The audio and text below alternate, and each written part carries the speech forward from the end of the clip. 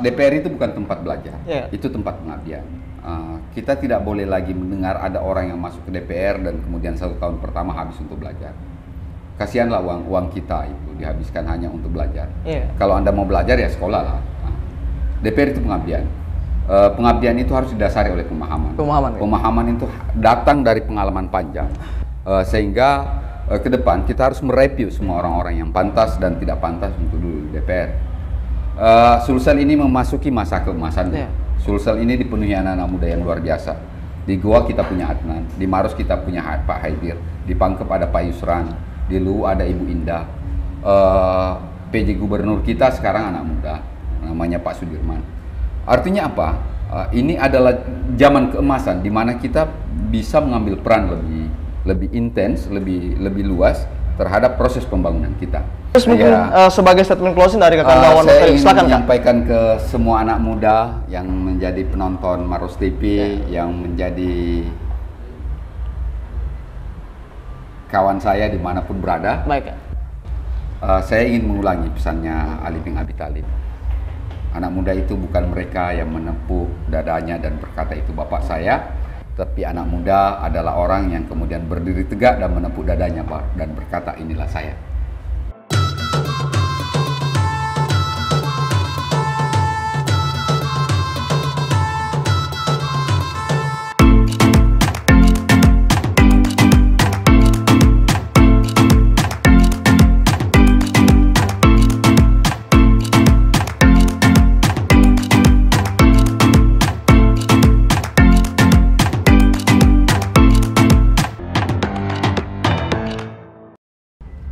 Assalamualaikum warahmatullahi wabarakatuh. Waalaikumsalam.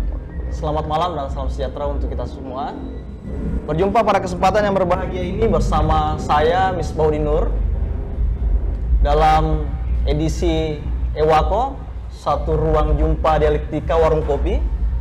Dan pada kesempatan berbahagia ini kita kedatangan salah satu bintang tamu kita, salah satu rekan yang akan menemani kita berdiskusi. Tentu di acara kita disponsori langsung oleh Komoro Cafe, yang tentu akan berbincang-bincang juga. Dan hadir di samping kanan saya salah satu tokoh di Kabupaten Maros, bahkan tokoh di Sulawesi Selatan. Barangkali untuk para pemirsa Maros TV dimanapun berada, sosok ini bukan sosok yang jarang untuk kita dapatkan di mana-mana, di lorong pasar, di RT-RT, di dusun-dusun, di warung kopi, dan dimanapun ini.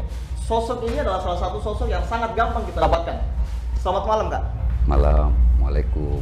Kita berjumpa dengan Kakak Wawan Waktaliu. Bagaimana kabar, Kak? Alhamdulillah sehat di Bismillah. Sehat, Kak? Sehat. Dari Manungi? Dari Manungi. Manungi, Kak. Satu pasar yang cukup dikenal di kalangan, Kak, apalagi untuk khusus Kabupaten Maros. Pasar terbesar lah mungkin yang kemarin ada. Kalau sekarang ada tukarannya Tramo namanya, tetapi saya masih percaya Sukma Pasar yang ada di sebelah masih jalan sampai sekarang. Manungi. Satu lorong pasar yang pernah mencetak salah satu anak muda yang namanya Rapi dalam sejarah. Sosok anak muda pertama kali di Sulawesi Selatan yang pernah mencatatkan namanya di tahun 2009 itu sebagai anggota Dewan Perwakilan Rakyat Daerah Provinsi Sulawesi Selatan. Orang-orang Maros yang jago. Orang-orang Maros yang jauh nggak? Saya cuma korban saja. Korban. Oke, Kakak Wawan Waktaliu, saya panggil kakak atau panggil Daeng? Enaknya saja nih Misbah, enaknya saja. Kak ya? Iya, boleh. Satu panggilan romantis untuk Kak Wawan.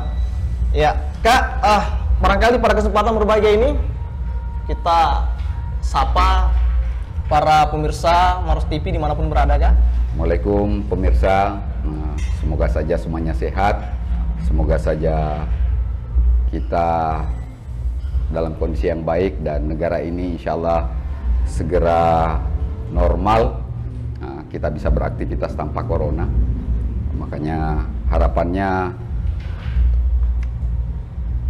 kita bisa disiplin semuanya untuk jaga jarak. Ya. Saya minta maaf, saya tidak gunakan masker karena ini kondisi ruangan ini alhamdulillah steril. Steril ya? Ya, steril. Dan terakhir saya pikir kita harus bersepakat untuk sementara menahan diri tidak membuat kerumunan yang ya. Saya kira ini sebagai pembuka awal, pempasang awal daripada Kawan Matalio juga menyampaikan bahwa kondisi kita sekarang masih dalam kondisi yang cukup membahayakan dan menyedihkan ya. Kondisi COVID yang kemudian masih mengancam dan tentu gantungan masker yang ada di leher Kak Wawan ini menandakan bahwa kita tetap harus jaga ya. Oke, Kak Wawan, ada beberapa tumpukan pertanyaan ini Kak. Ada beberapa tumpukan pertanyaan yang tidak berat-berat kamu. Saya kira kualitas Kak Wawan ini sudah tidak diragukan lagi persoalan apa yang persoalan-persoalan yang akan kita bahas Kak. Yang pertama saya ingin bertanya Kak, ini yang menarik daripada sejarah yang saya sampaikan tadi di tahun 2009 itu Kak, yang kemudian mencetak nama Kak Wawan Matalio, yang kemudian menjadi anggota Dewan Perwakilan Rakyat Daerah Provinsi Selatan, bahkan sampai 2 periode Kak ya. Alhamdulillah. Saya mau bertanya Kak, apa rumusnya ini Kak? Sementara kita hanya seorang anak muda yang lahir dari Warung Pasar. Makanya saya mau mengatakan bahwa itu bukan sukses saya sebenarnya. Ini saya sekedar efek dari sukses bagaimana orang-orang biasa itu mengkonsolidasikan diri, kemudian membentuk jejaring. Yang memilih saya mungkin kenal hampir 10% saja. Selebihnya saya tidak kenal, dan itu dikerjakan oleh orang-orang yang mengkonsolidasikan, orang-orang biasa yang ngumpul-ngumpul, menyampaikan ada tongko dan calon, ya. Minimal tidak nak kasih ki uang, minimal kalau ketemu ki na temani ki senyum, itu. Jadi saya ingin mengatakan bahwa kelirulah kita kalau kemudian mendudukkan semua orang pada tataran politik itu tanda kutip ya, bodoh. Saya ini adalah efek dari kecerdasan konsolidasi publik mendorong orang. Ya. Saya juga tidak pernah yakin kok bisa sampai di DPR provinsi bertahan 2 periode. Tetapi orang-orang yang bekerja itulah yang kemudian sanggup mementahkan sedemikian banyak teori. Nama saya tidak pernah muncul di survei. Nama saya tidak pernah disebut-sebut sebagai orang yang pantas ada di URIP. Dan itu yang kemudian menjadi semangat buat orang-orang yang mensupport saya untuk mengkonsolidasikan diri, membantah teori bahwa Anda boleh membuat tesis, tetapi kami bisa membuat alat bantahnya. Jadi kalau saya sih, ini orang-orang di pasar ini sekedar ikut berpesan bahwa siapapun sesungguhnya ketika keinginan masyarakat itu ada untuk menyatu, maka orang-orang yang akan ditunjuk menjadi representasi sanggup. Katakanlah Pak Misbah nanti ke depan insya Allah pasca PB mungkin tiba-tiba ikhtiar orang Maros harus ada anak muda yang duduk di DPR RI dan bapak yang dibaiat. Sesungguhnya bukan bapak yang jauh kalau duduk. Yang jago itu adalah orang-orang yang membuat tim, meramu gerakan, menyampaikan salam, dan meyakinkan orang untuk menjatuhkan pilihan. Mohon maaf Pak, saya sedikit memotong. Saya merasa saya orang biasa nih Kak. Nah, sementara ada kesamaan dengan Kawan Matalio yang menganggap Kawan ini adalah orang biasa yang kemudian bertahun saat itu. Dan itu jumlahnya tidak banyak yang terpilih saat itu Kak ya, di tahun 2009 itu. 2009, ya saya kebetulan berkompetisi dengan 2 orang anak bupati, kemudian 1 anak bupati, 1 mantan bupati. Tetapi mungkin Tuhan juga ingin memberikan support ke banyak orang bahwa siapapun berhak di negeri ini untuk mempunyai cita-cita, sehingga itu yang dilapangkan. Makanya kalau ada kemudian saya minta maaf menjadi penyakit umum bahwa menjadi politisi itu harus bermodalkan uang. Saya adalah antitesanya. Saya adalah alat bantah dari pernyataan itu. Betul kan? Ya, bahwa kemudian ada orang yang harus menghamburkan uang untuk sampai di DPR. Buat saya itu adalah isyarat kegagalan untuk mentransformasikan gagasan yang ada di kepalanya yang kemudian ditukar dalam bentuk rupiah dan sebagainya. Dan buat saya itu buruk buat demokrasi. Demokrasi kita menjadi pincang karena kita mengantar orang yang memang tidak memahami konteks tata negara, konteks kepemimpinan dan sebagainya, sehingga kadang-kadang kita tidak bisa berharap banyak terhadap orang-orang yang menjadi representasi kita. Ya. Ini kabar tidak bagus, tapi perlu saya sampaikan bahwa di semua daerah di Sulawesi Selatan ini pembacaan sebuah lembaga tidak cukup 30% yang memiliki kapasitas untuk kemudian berada di legislatif, di parlemen. Tetapi persoalannya kita tidak bisa marah, ya. orang anggota DPR di kabupaten, kemudian 85 di provinsi, itu tidak didudukkan oleh siapa-siapa. Itu dipilih oleh orang Maros, orang Sulsel, sehingga mereka berada di posisinya hari ini. Makanya hari ini sepantasnya lah kita memiliki kesadaran evaluatif sebagai publik. Apakah orang yang kemudian kita antar ke DPR hari ini bekerja untuk kita sebagai orang yang kita amanahkan untuk menjadi representasi kita di DPR? Kalau tidak, berarti harus ada move on dong. Harus ada gerakan untuk kemudian keluar dari pakem yang lama. Kita harus menetapkan standar yang jauh lebih baik di sebelumnya.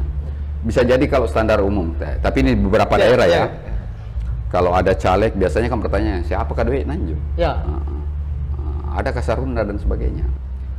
Sehingga buat saya pola ini sudah harus ditinggalkan. Pola ini sudah sangat tradisional dan saya minta maaf tanda kutip. Ini adalah proses awal di mana kemudian proses pencederaan kebangsaan kita bermula dalam bentuk korupsi. Sesungguhnya ketika ada legislator yang kemudian memperdagangkan suara untuk terpilih, maka itu bisa menjadi titik awal terjadinya korupsi. Begitu kan? Makanya saya ingin mengatakan ketika kalau ada anggota DPR ditangkap oleh KPK, oleh kepolisian, oleh kejaksaan dan sebagainya, saya mengatakan bisa jadi anggota DPR itu adalah juga perwakilan masyarakat yang korup. Jadi bukan saja anggota DPR-nya yang korup, bisa jadi starting korupnya itu berada di masyarakat. Iya, katanya apa namanya foto tiba-tiba sudah minta uang, sarung dan sebagainya. Ini yang jadi persoalan, persoalan yang kita sampaikan tadi bahwa 30% di kalkulasi 100% itu yang menduduki itu orang-orang yang berkualitas. Jadi 70% ini adalah orang-orang yang dalam tanda kutip itu kan. Yang jadi persoalan adalah sebuah ruang atau pintu pertama itu berada pada tar masyarakat. Jadi apakah menurutnya kita Kak yang bersoal di sini adalah pintu pertama itu masyarakat itu yang terlalu pragmatis untuk menilai suatu hal, untuk memilih suatu hal dengan angka itu. Salah satu persoalan besar kita itu, saya minta maaf. Untuk teman-teman anak muda saya minta maaf sebesar-besarnya. Pernyataan ini kurang bagus. Pernyataan saya mungkin agak menohok, tapi perlu saya sampaikan. Betul kan? Salah satu pintu demokrasi kita yang bermasalah adalah kelas menengah. Kelas menengah.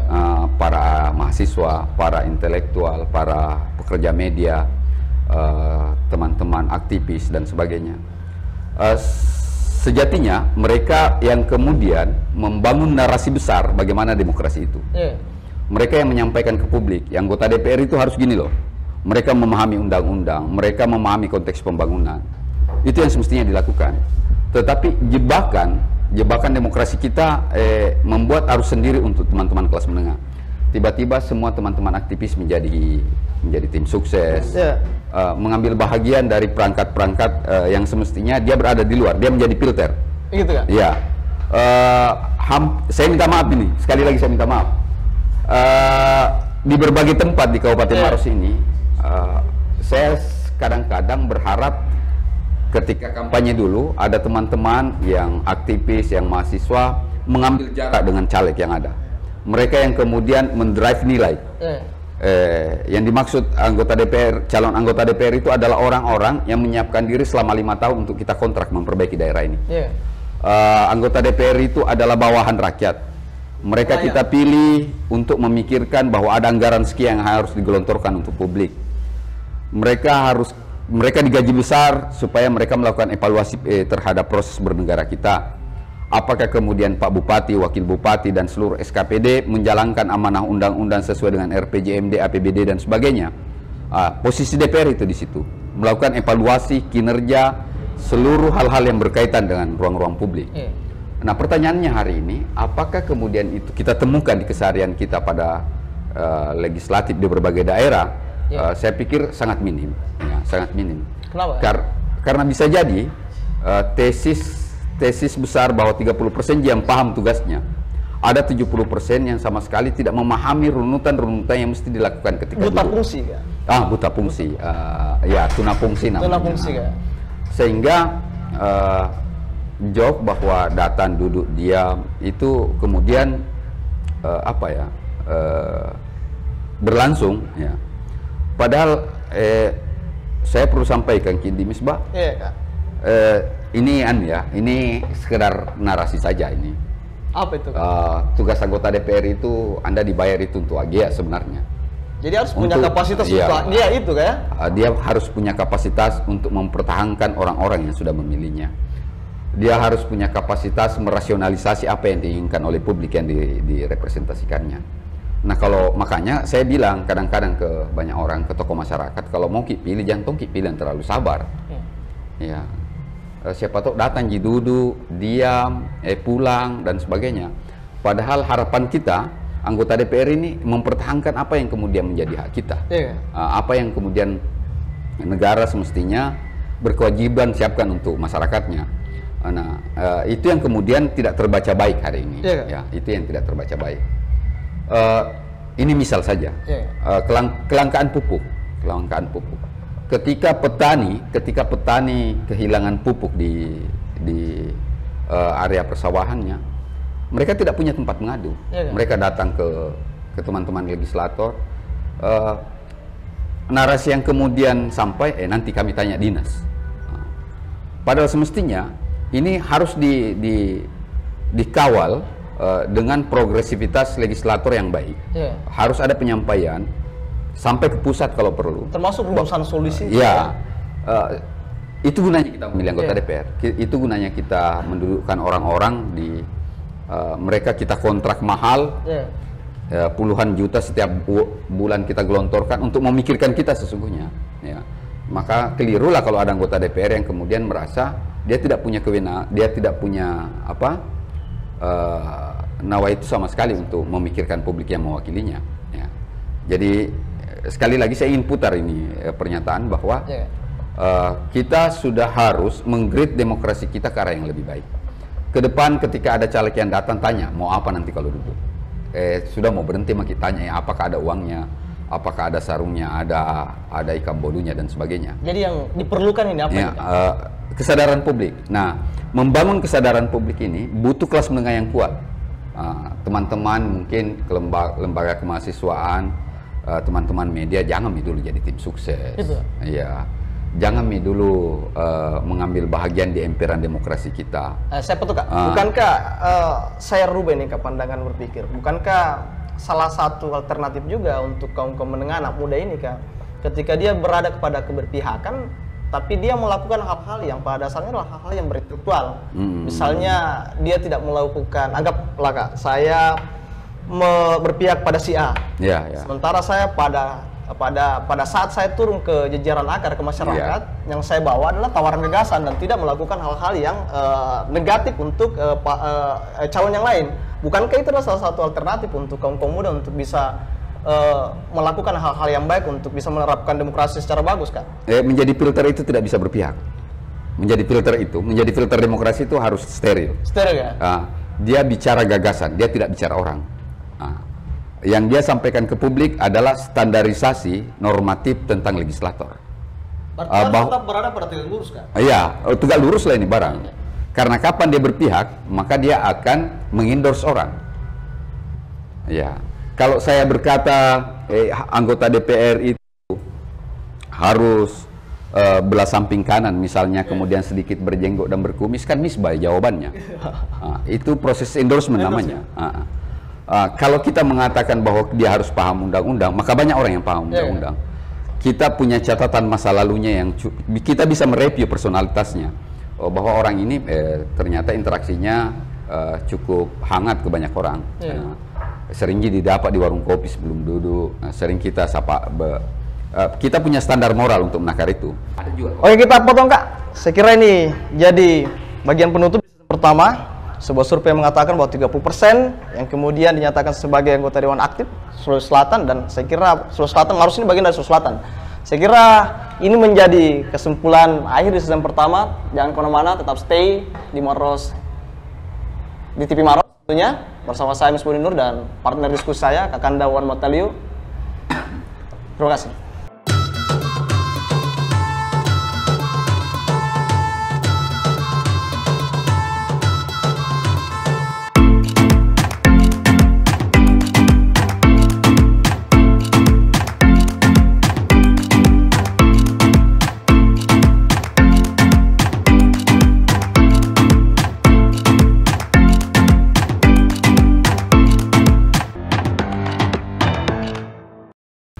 Baik pemirsa Maros TV dimanapun berada, masih bersama saya Misbahuddin Nur dan bersama Kakanda Wan Martalio tentu di acara salah satu program andalan daripada Maros TV, dan kita masih berada juga di salah satu warkop yang sangat hits di Kabupaten Maros kan. Tempatnya anak muda, kalangan semua kalangan menengah sampai high class ini berada di sini.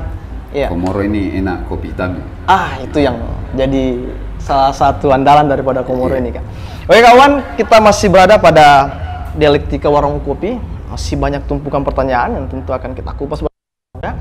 Yang kemudian akan saya sentuh juga adalah saya perlu barangkali diingatkan Kak, apa yang kemudian menjadi gagasan Kang Wan Martalio pada saat pertama meniatkan diri, menawatikan diri untuk maju bertarung di pemilihan DPRD Provinsi Sulawesi Selatan di tahun 2009 itu Kak?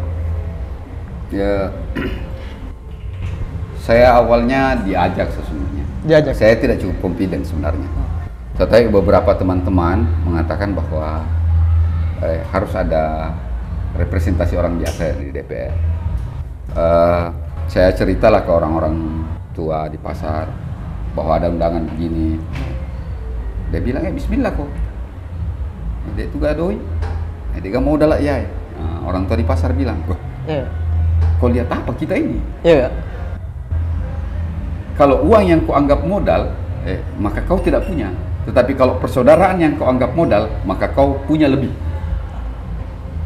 Tagline itu, mari bersalaman hati. Makanya tagline-nya, mari bersalaman tangan dan hati. Mari bersalaman tangan dengan hati. Kalau sekedar tangan saja biasanya lip service. Sekedar guyon politik saja. Makanya harus dia ikatannya secara fisik oke, secara mentalik juga ikatannya ada. Jadi seperti itu. Tapi sekali lagi saya ingin meluruskan bahwa saya 2 periode di DPR provinsi itu asli bukan saya yang hebat. Ini adalah orang-orang biasa yang mengkonsolidasikan diri, orang-orang biasa yang kemudian punya kesadaran mencoba membantah tesis publik bahwa kalau ada orang tidak ada uangnya tidak bisa duduk. Ya. Pernyataan mereka sesungguhnya dia membantah tesis itu. Bilang Wawan itu tidak ada jualnya. Tapi kalau kami mau, masyarakat mau, maka tidak ada satupun hal yang bisa melarang orang bermimpi. Dia sampai di DPR provinsi itu karena kerja orang-orang banyak. Selain dari kekuatan mimpi, berarti ada kekuatan cinta dari jajaran akar kayak yang kemudian. Saya tidak paham anatomi detailnya, bahkan sampai hari ini saya kadang-kadang menerka bagaimana mereka mengendorse barang yang tidak laku sesungguhnya. Tapi kan laku ini Kak. Makanya di situ saya bilang mereka adalah orang-orang yang luar biasa. Sehingga saya berharap proses konsolidasi yang mengantar saya ke DPR provinsi sesungguhnya itu dikloning oleh teman-teman. Dikloning oleh teman-teman yang punya kapasitas untuk sampai di DPR. Saya minta maaf kalau pertanyaan besarnya apakah di Bontoa tidak ada anak muda yang punya kapasitas. Saya kira keliru pertanyaan itu. Saya kira keliru. Banyak sekali tokoh yang dari Bontoa. Di bidang olahraga kita punya tokoh nasional, ada Batola sekeluarga. Kemudian tipis banyak sekali ada Pak Udin dari Nasdem, kemudian di Golkar Sekum kemarin Bang Anwar Dula Kak. Iya, mantan Bupati Lira ya. Kemudian ada pengurus PB. Ada di sana juga ya? Iya, pengurus PBHMI yang namanya Pak Misbahuddin. Nah, apa yang menjadi persoalan Kak di sana? Saya kira ini adalah peristiwa kritik yang harus kita nalari bersama bahwa ada proses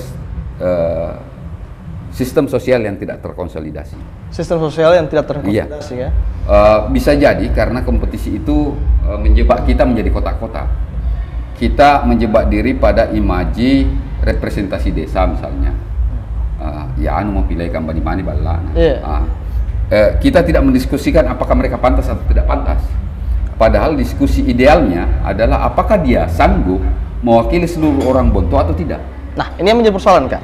Berarti satu daerah atau satu kampung yang kemudian mencetak banyak orang-orang yang besar, apakah menjadi persoalan? Karena terlalu banyak orang-orang yang hebat sehingga agak sulit untuk mengkonsolidasikan. Di situ kelas menengah harus berfungsi. Di titik itu anak-anak muda yang kemudian membangun filter, memaksa kepala masyarakat memahami konteks yang akan mereka pilih. Itu. Bahwa kalau Anda salah memilih, ini bersoal terhadap sekolah anak Anda. Kalau Anda salah memilih, ini bersoal terhadap pengairan di kampung kita. Kalau Anda salah memilih, bisa jadi puskesmas kita bersoal. Kapasitasnya tidak cukup. Makanya kita harus mengambil orang yang memiliki kesanggupan membaca problem masyarakat. Bukan orang yang sekedar menyodorkan amplop dan selesai. Dan itu kan yang kemudian kita hadapi hari ini. Apakah ini kemudian terlambat untuk kemudian kita balik keadaan? Belum. Enggak lah. Saya masih sangat optimis bahwa kita akan berada pada koridor yang baik di demokrasi kita ke depan. 2024 sudah dekat. Kita sudah berhasil mengantar anak muda memimpin Kabupaten Maros. Sudah saatnya kalau itu dieksekutif anak muda. Saya sungguh berharap di legislatif juga diisi oleh orang muda. Negara ini adalah negara yang dibangun oleh anak muda. Kalau Soekarno tidak diculik oleh anak-anak muda Rengas Dengklok, Indonesia tidak akan merdeka 17 Agustus. Saya menganggap bahwa peristiwa itu adalah pesan. Siapapun anak muda yang memiliki gagasan besar, kita harus support. Jangan biarkan dia hanya menjadi tip. Jangan biarkan dia hanya menjadi juru tepuk tangan di proses demokrasi kita. Ya, menarik ya. Ya, makanya kalau Bapak pulang dari Jakarta, izinkan nawaitu saya untuk kemudian menjadi bagian timnya Pak Misbah. Saya siap menjadi orang biasa, Kak. Selanjutnya, saya di diskusi malam ini saya juga ingin menyampaikan terima kasih ke masyarakat yang sudah mengantar Pak Haidir dan Ibu Tina menjadi paket yang memenangkan pertarungan pilkada. Tetapi tugas kita belum selesai. Betul. Kita harus mengawal seluruh proses kepemimpinan ini sesuai dengan apa yang beliau janjikan di dalam berbagai momentum politiknya. Saya tidak ingin, saya berharap kita berada pada posisi yang sama bahwa kalau Pak Bupati dan Ibu Bupati membuat kebijakan yang menguntungkan Kabupaten Maros, ayolah kita bertepuk tangan dengan bersama-sama. Tetapi kalau kemudian ke depan ada sesuatu yang keliru, saya janjikan kemarin Pak Bupati, izin Pak Bupati, kalau ada kekeliruan yang kita lakukan, Bapak bergerak di luar koridor RPJMD, saya bahagian dari keren, tetapi saya akan pasang badan untuk mempersoalkan itu. Sekarang pertanyaannya adalah ketika breakdownnya ini barang, RPJMD kita sebentar lagi selesai, dia sementara di provinsi digodok, insya Allah mungkin dalam pekan ini akan turun dan ditetapkan oleh DPR sebagai Perda. Itu adalah payung dari totalitas kebijakan Pak Haidir dan Ibu Tina ke depan. Posisi kita, posisi publik adalah melihat realitas apakah kemudian RPJMD ini bisa ditafsir baik oleh orang yang kemudian diamanahkan oleh Pak Bupati dan Ibu Bupati, Ibu Wakil Bupati di tingkat dinas. Apakah kemudian SKPD sanggup menerjemahkan dengan baik atau tidak? Posisi itu harus dikawal baik-baik oleh kelas menengah. Jangan karena kita dekat dengan Pak Bupati, jangan kemudian karena kita sering makan di rumahnya Ibu Wakil, kemudian kritik itu kita simpan di kantong. Berarti kritik itu harus kita dorong. Kenapa? Karena itu satu-satunya cara untuk membuat setiap orang, setiap pemimpin memiliki kemawasan di dalam pembangunan. Tepuk tangan itu melenakan. Itu akan membuat orang menjadi lupa diri. Tetapi kalau ada kritik, ada kerikil yang kemudian menyumbat pembangunan dan anak-anak muda berteriak, maka peristiwa itu akan membuat pemimpin menjadi mawas. Dan kita berharap pemimpin kita mawas sampai di ujung. Seluruh pengharapan-pengharapan yang dijanjikan itu bisa menjadi realitas. Kemarin saya disampaikan oleh beliau bahwa basis IT akan menjadi kendali pemerintahan.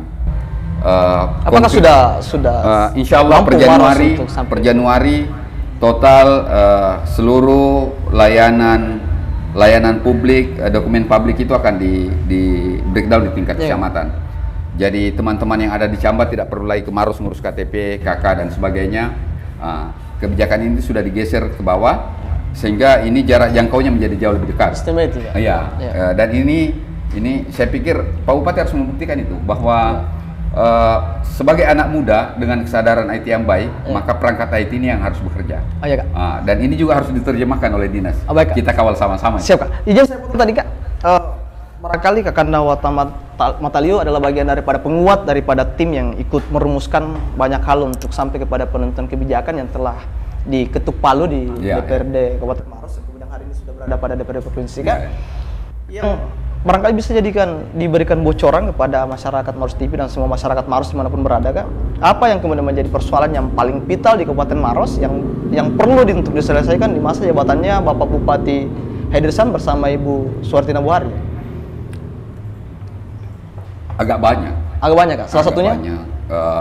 Beliau janjikan insya Allah kita akan melakukan perbaikan peningkatan kapasitas kesehatan kabupaten. Jadi itu yang menyebabkan beberapa puskesmas diangkat gridnya kemarin di Camba. Kemudian persoalan pertanian kita, idealnya kita menjadi penyangga pangan buat Kota Makassar dan Sulawesi Selatan secara utuh. Ini butuh langkah konkret, butuh orang-orang teknis di tingkat dinas yang levelnya memahami konteks yang kita persoalkan hari ini. Di bidang perikanan juga begitu. Bontoa pernah sangat terkenal bahwa kalau ada ikan boleh dari Bontoa. Sekarang itu menjadi sekedar memori tok saja, dia sulit direalitaskan. Pak Bupati juga menjanjikan itu. Hal yang strategis lainnya, peningkatan kapasitas pasar tradisional kita. Beliau berharap bahwa itu bisa menjadi jembatan peningkatan pendapatan daerah, juga peningkatan pendapatan publik, sehingga angka ketimpangan di tingkat masyarakat itu menjadi sangat minim. Soal lain itu persoalan banjir. Ya, persoalan banjir. Tapi saya bilang ke Pak Bupati bahwa kita harus duduk bersama dengan seluruh stakeholder. Banjir ini bukan persoalan satu dinas, ini persoalan semuanya. Ada PU di situ yang harus memikirkan selokan yang baik. Ada pertanian yang bagaimana menciptakan irigasi yang sehat. Kemudian ada tata ruang yang harus paham betul menempatkan planologi kota ini menjadi bisa mengantisipasi banjir. Kita tidak perlu lagi berhadapan dengan kasus seperti kemarin, Maros tenggelam dan Sulawesi Selatan lumpuh. Saya juga ingin tambahkan persoalan pendidikan. Ini saya kira capaian yang luar biasa. Pak Bupati sudah melakukan tanda tangan dengan berbagai lembaga pendidikan untuk bekerja sama. Ini pertama kali ada pemimpin daerah di Sulawesi Selatan yang sangat opensif terhadap kampus, memberikan space yang sangat besar. Ini sejarah. Buat saya ini isyarat bahwa keterlibatan kampus ini akan mengendorse kita dengan kajian-kajian ilmiah yang menyebabkan APBD tidak terbuang percuma. Kenapa saya ingin mengatakan seperti itu? Dari tahun ke tahun kita harus mengurusi air bersih di Bontoa. Tetapi realitasnya kita tidak bisa menuntaskannya dengan baik. Kenapa? Karena itu temporal betul. Ketika orang berteriak dikasih pipa, dikasih apalah dan sebagainya. Padahal itu bukan solusi. Kita butuh kajian ilmiah yang lebih detail. Apakah di situ ada sumber air yang bisa kemudian digunakan, bisa didistribusi ke desa-desa. Itu semua semestinya menjadi kajian bersama. Dan saya optimis, insya Allah tahun depan mudah-mudahan pemerintahan ini tetap konsisten pada seluruh koridor yang dijanjikan itu. Saya yakin Kabupaten Maros ini akan bertumbuh menjadi salah satu kabupaten yang bercahaya di Sulawesi Selatan. Tapi kalaupun sekiranya tidak, maka saya ingin sampaikan ke semua teman-teman anak muda, ayolah kalau ada keliruannya Pak Bupati, ayolah kita pemerintahan ini, ayolah kita kritisi dengan sehat. Nalar kritis itu harus tetap ada di Maros kan? Nalar kritis ini kita harus pelihara bersama-sama. Karena bagaimanapun juga itu yang bisa membuat pemerintahan kita memiliki rasa awas terhadap pembangunan. Kalau itu dibiarkan, semua orang sibuk bertepuk tangan, saya takutnya kita menjadi terlena dan kemudian di ujung kita gelagapan menghadapi percepatan zaman yang luar biasa. Terus Kak, ada beberapa petikan yang barangkali akan saya pertanyakan Kak, melihat bahwa kualitas pendidikan itu harus saya minum kopi. Silakan. Harus dilakukan. Kemudian sudah dilakukan perumusan, kemudian didorong oleh RPJMD Kak. Kemudian surplus air yang Maros kan ini krisis ada surplus air Kak ya.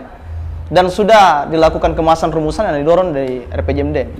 Pertanyaan saya, Kak, apakah ketika hal demikian tidak sampai kepada pencapaian tujuan, apakah Bapak Bupati Haidir Sam dan Ibu Suhartina Buhari dan juga Kak Wawan adalah bagian daripada perumusan itu, apakah bisa kita katakan gagal di akhir periode nanti ketika itu tidak tercapai?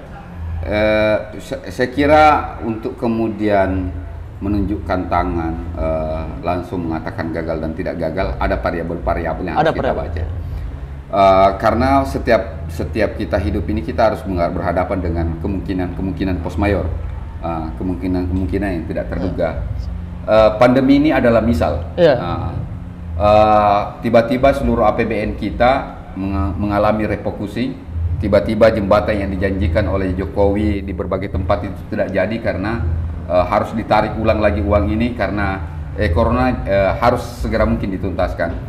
Peristiwa-peristiwa ini juga harus kita pahami bahwa ada konteks tertentu, ada beberapa program yang kemungkinan terkoreksi, tetapi kalau semuanya normal dan dia kemudian tidak sampai di ujung, saya harus secara gentle mengatakan itu adalah kegagalan. Tetapi kalau kemudian ada post mayor yang terjadi di antara itu, kita bincangkan. Tetapi kalau koridornya normatif, maka sesungguhnya itu harus kita sepakati sebagai kegagalan. Kita harus secara terbuka meminta maaf kalau itu terjadi. Katakanlah pengharapan untuk meningkatkan kapasitas produksi pertanian kita. Kalau di ujung ini gagal dan tidak ada post mayor, berarti pemerintahan ini bergerak tidak cukup sehat. Ada sesuatu yang keliru di persoalan itu. Dan kita harus beranikan diri untuk menyampaikan ke publik bahwa kita mohon maaf, kami gagal. Kalau saya menjadi bagian dari kegagalan itu, maka saya harus gentle dong menyampaikan. Harus minta maaf. Harus minta maaf. Sekian, Kak, untuk season kedua.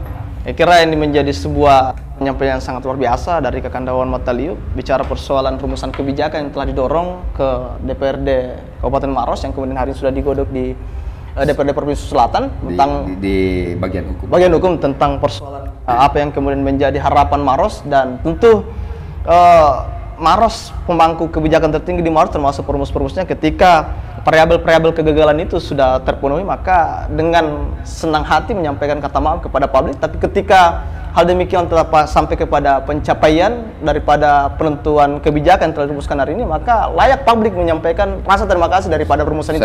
Saya bisa memotong sedikit. Silakan, Kak. Kemarin banyak teman-teman anak muda yang mengatakan cenderung kebijakan pemerintah itu tersembunyi. Cenderung pemerintah diam-diam membuat kebijakan, cenderung pemerintah bekerja sendiri, tidak melibatkan stakeholder yang semestinya berada pada posisinya. Saya ingin buka di sesi ini. Saya kemarin ketika ditunjuk dan diamanahkan lewat SK untuk menjadi bagian dari RPJMD, saya bocorkan kiri kanan. Saya kirimkan semua anak-anak muda yang saya anggap potensial. Saya menunggu masukan sampai limit waktu terakhir tidak ada sama sekali. Padahal saya berharap ada adik-adik saya yang kemudian memberikan catatan kritis bahwa Tabe ini poinnya keliru, ini apa. Jadi saya ingin katakan bahwa kalau ke depan keliru, teman-teman sekalian, draft ini dia disahkan menjadi perda dan ada yang keliru, maka ini adalah kekeliruan kita ya bersama. Saya sudah sodorkan semua dokumennya, saya sodorkan semua draftnya, saya berharap ada diskusi sehat, tapi kemudian tidak ada juga masukan. Sehingga saya ingin sampaikan, kalau dikatakan tidak terbuka, sudah sangat telanjang ini. RPJMD Kabupaten Maros adalah RPJMD yang prosesnya sangat telanjang. Hampir semua bisa kita lihat. Siapapun yang meminta dokumen saya kirimkan. Beberapa tokoh-tokoh saya kirimkan. Saya berharap ada masukan. Saya berharap bahwa ada proses pelengkapan dari proses RPJMD ini. Ini bukan membela diri, tetapi RPJMD di mana-mana pada akhirnya kadang alpa terhadap 1-2 poin, yang kemungkinan itu strategis. Nah, kalau ini terjadi, saya ingin mengatakan ini kekeliruan kita bersama. Kegagalan massal. Ini kita sudah telanjangi sedemikian rupa. Jadi jangkit lagi kok dong ada kata-kata bahwa pemerintah jalan sendiri dan sebagainya. Karena sudah kasih ada Pak Deneldi, Terima kasih banyak Kak. Saya kira ini cukup menarik apa yang disampaikan oleh Kandawan Mataliu yang juga bagian daripada pemikir perumus daripada lahirnya PJMD ini. Harapan besarnya kita adalah harapan daripada PJMD segala polemik yang ada di tubuh daripada Buta Sawangan ini bisa solusinya bisa diselesaikan Kak. Saya kira untuk season kedua tetap stay di Maros TV bersama saya Misrunir dan kawan diskusi saya yang anak muda juga, masih muda maksudnya, Kandawan Mataliu.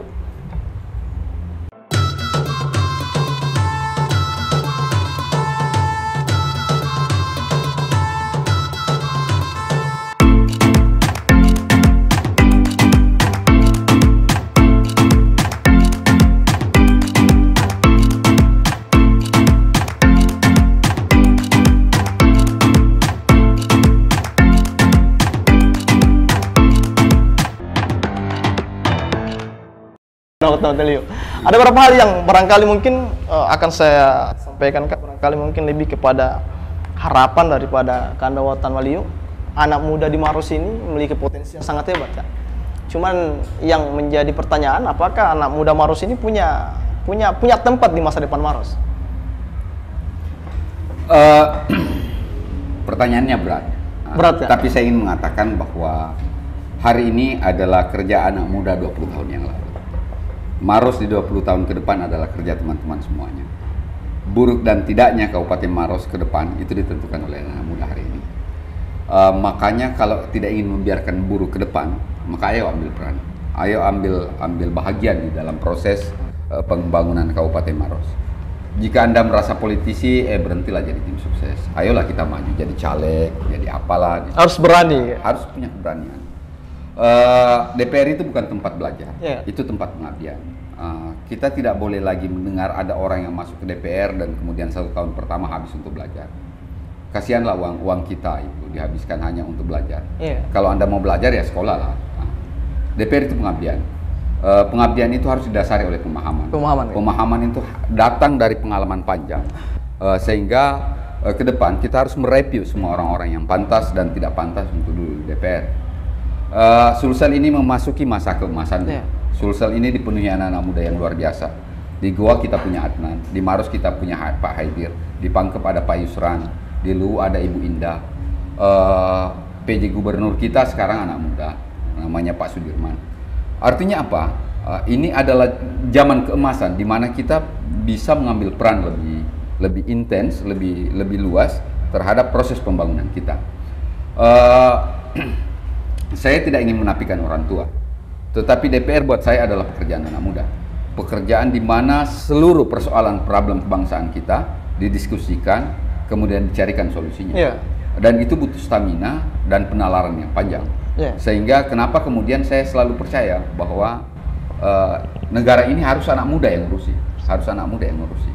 Harus orang-orang yang memiliki semangat muda yang bisa membuat negeri ini menjadi baik. Seperti peristiwa Rengas Dengklok itu harus ada upaya besar kita untuk melakukan proses driving tata negara kita oleh tangan-tangan muda, karena tangan-tangan anak muda lah yang lebih bisa mengakselerasi zaman. Mereka yang paham bagaimana kemudian pembangunan ini berjalan baik.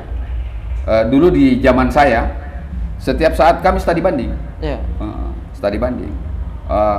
Kami harus ke Jawa, harus ke Bali, harus ke Kalimantan untuk melihat proses pembangunan daerah lain. Anak-anak muda hari ini tidak perlu kemana-mana untuk melihat itu. Mereka bisa melakukannya lewat IT, lewat handphone mereka, lewat Android dan sebagainya. Dan saya kira efeknya jauh lebih besar. Dia tidak membuang-buang negara, dia tidak. Sehingga saya ingin mengatakan, ke depan efisiensi pembangunan kita kalau dia di tangan anak muda itu menjadi jauh lebih besar. Potensi kita untuk berkembang menjadi negara besar menjadi jauh lebih baik. Anak-anak muda sekarang sudah menyadari bahwa kita harus kembali ke kita bangsa ini sebagai bangsa yang tumbuh di laut dan memiliki lumbung pangan yang besar. Anak-anak muda sudah kembali ke situ. Kesadaran ini sudah harus berada pada tataran kebijakan. Nah, kalau dia mau menjadi tataran kebijakan, maka anak muda itu yang harus meletakkan kebijakan. Betul, Kak.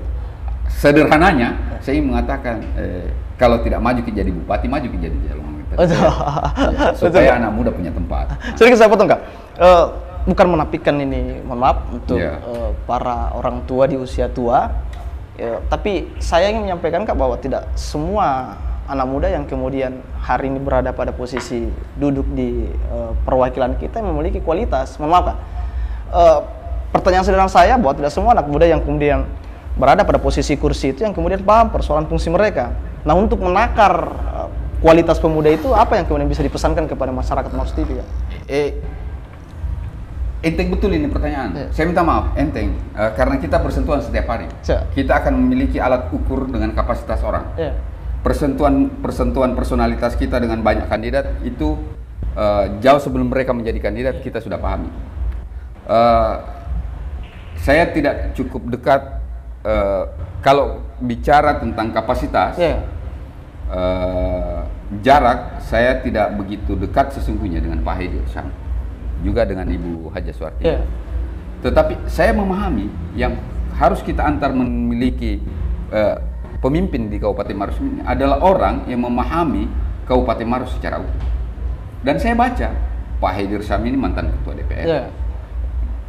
Sebelumnya dia anggota DPR. Dia paham betul daerah ini. Dia paham betul apa yang pernah terjadi di Kabupaten Maros. Pada tataran regulasi dia berkali-kali mengetuk palu melahirkan perda. Kita butuh orang seperti itu. Kita butuh orang yang di kepalanya sudah ada narasi pembangunan, di kepalanya sudah ada gagasan-gagasan besar tentang daerah yang akan dipimpinnya.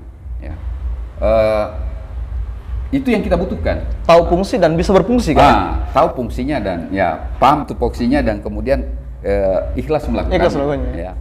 Dan alhamdulillah sampai hari ini kita melihat itu. Melihat itu. Saya tidak ingin mengatakan bahwa karena saya tim bagian dari lingkaran besar ini kemudian saya mengatakan seperti itu. Tidak. Secara emosional ada kandidat yang jauh lebih dekat. Tetapi saya tidak bisa menggunakan like in dislike untuk mengantar orang memikirkan nasib kurang lebih 300.000 orang di Kabupaten Maros. Saya harus mengambil posisi mengantar orang yang punya kapasitas, punya kesanggupan, punya kerangka pikir besar untuk memperbaiki Kabupaten Maros. Dan saya sudah mereview seluruh kandidat. Pilihan subjektivitas saya jatuhkan ke Pak Haidir karena saya menganggap beliau berada pada kapasitas itu. Kak. Dan sambil menyampaikan di tempat terbuka saya sampaikan, Pak Haidir, kalau Anda terpilih menjadi bupati, seluruh komitmen ini saya berharap Bapak jalankan. Tetapi kalau sekiranya Bapak keliru, izinkan saya tetap berhadapan-hadapan dengan Anda. Ini yang menarik ini Kak. Tidak semua orang yang berada pada posisi lingkaran ini yang punya komitmen demikian Kak. Oke, terima kasih banyak Kak. Saya suka jawabannya. Apa jawabannya Kak? Saya tidak akan pernah bisa memperbaiki Maros tanpa kritikan teman-teman. Ini yang menarik lagi dari jawaban dari Pak Haidir Syam yang hari ini kemudian menjadi pucuk tertinggi daripada pemerintahan Kabupaten Maros. Demikian Kak, sangat bersedih juga rasanya padahal ketika berbicara dengan Kak Wawan ini tidak habis rasanya ketika kita mau mengupas Kak Wawan dengan durasi waktu yang terbatas Kak ya. Terima kasih banyak kawan, sangat terakhir saya boleh menyampaikan pesan lama. Ini yang penting Kak. Statement close sekaligus mungkin sebagai statement closing dari Kak Wawan. Saya ingin menyampaikan ke semua anak muda yang menjadi penonton Maros TV, yang menjadi kawan saya dimanapun berada. Baik Kak.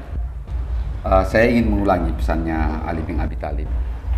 Anak muda itu bukan mereka yang menepuk dadanya dan berkata itu bapak saya, tapi anak muda adalah orang yang kemudian berdiri tegak dan menepuk dadanya dan berkata inilah saya. Terima kasih. Terima kasih banyak kawan Hotel, sangat luar biasa perjumpaan kita pada kesempatan malam berbahagia ini, sekalipun mungkin waktu sangat singkat sebab ketika kita berhadapan dengan kawan rasanya kalau untuk waktu sejam sangat kurang Kak. Saya butuh 2-3 hari ketika berbincang dengan kawan. Oke, pemirsa Maros TV dimanapun berada, sekian perjumpaan kita pada kesempatan malam hari ini, sangat apik, sangat sejuk rasanya pesan daripada Kak Wawan Metelius. Saya memetiknya Kak, bahwa sebagai masyarakat yang berada pada tataran tengah, anak muda tentunya kita berupaya untuk menjadi seorang yang kemudian bisa berfungsi. Amin. Seseorang yang kemudian bisa berintelektual dan organik Kak. Seseorang yang kemudian bisa menebar kebaikan-kebaikan dan manfaat untuk banyak orang, terkhusus tanah pijakan kita, tanah Saliwangan. Sekian perjumpaan kita pada kesempatan berbagi ini. Saya Misbahuddin Nur dan saya Wawan Mataliu. Pamit undur di hadapan para pemirsa Mars TV. Billahi taufiq wal hidayah. Dan jangan lupa tonton Dialektika Warung Kopi karena masih akan banyak kemasan-kemasan, masih banyak narasumber hebat yang demikian hampir sama dengan kawan Teliu. Billahi taufiq wal hidayah. Wassalamualaikum warahmatullahi wabarakatuh. Waalaikumsalam warahmatullahi wabarakatuh. Terima kasih banyak, Kak. Sangat